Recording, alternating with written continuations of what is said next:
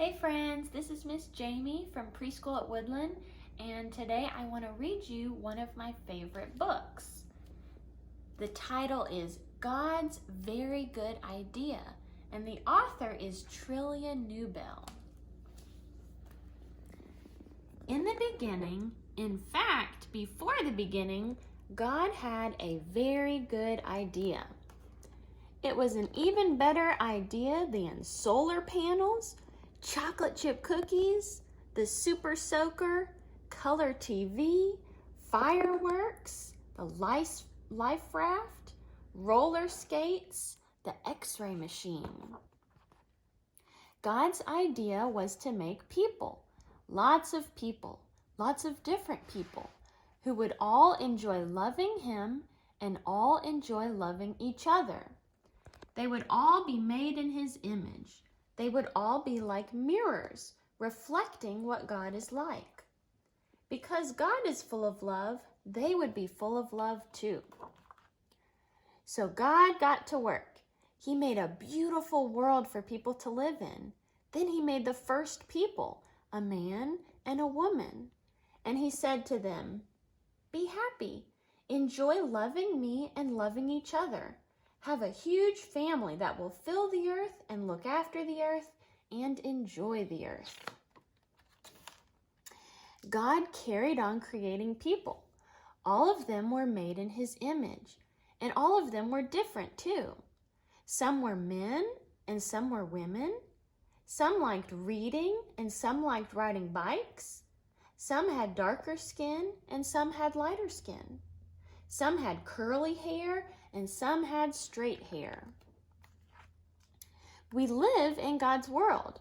We are all different, but we are also all the same. Everyone you see is different than you and the same as you.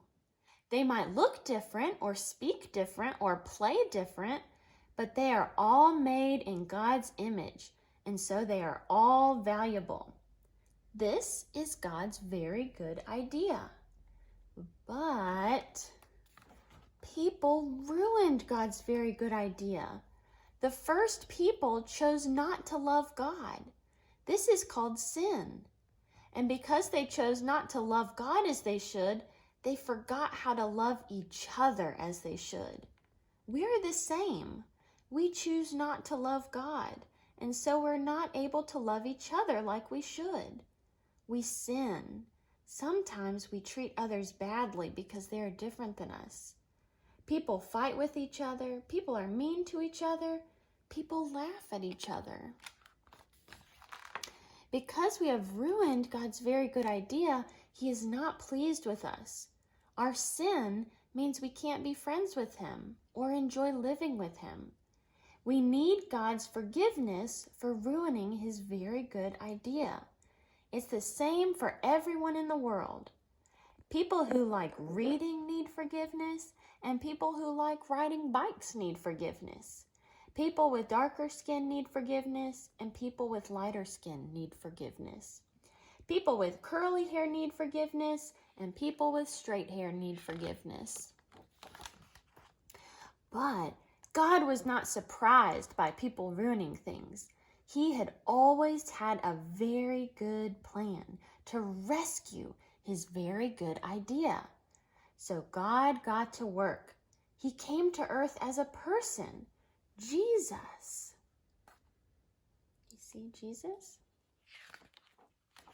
Jesus loved people who were different than Him. He loved people who no one else loved. He always enjoyed loving all the different people He met.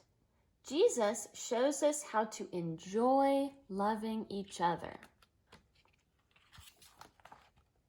But people didn't love Jesus. Instead, they hated Him. They put Him on a cross to die. But this was part of God's plan. On the cross, Jesus took our sin so that we can be forgiven. Jesus forgives His people for their sins.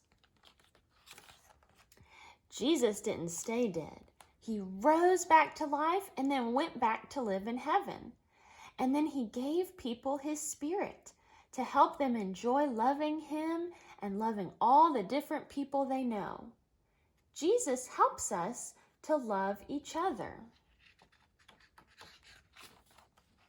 One day, God will finish his very good idea. Jesus will come back and make the world perfect again. And anyone who has asked Jesus to forgive them will live there with their different languages and skin colors. They will enjoy loving God and loving each other. They will enjoy praising God for making, rescuing, and finishing his very good idea. But here's a very, very, very good part of God's very good idea. You don't have to wait till then to enjoy it. Jesus welcomes anyone who asks him to forgive them. And when Jesus welcomes someone, he welcomes them into his family forever. He welcomes people with darker skin and people with lighter skin. He welcomes people with curly hair and people with straight hair.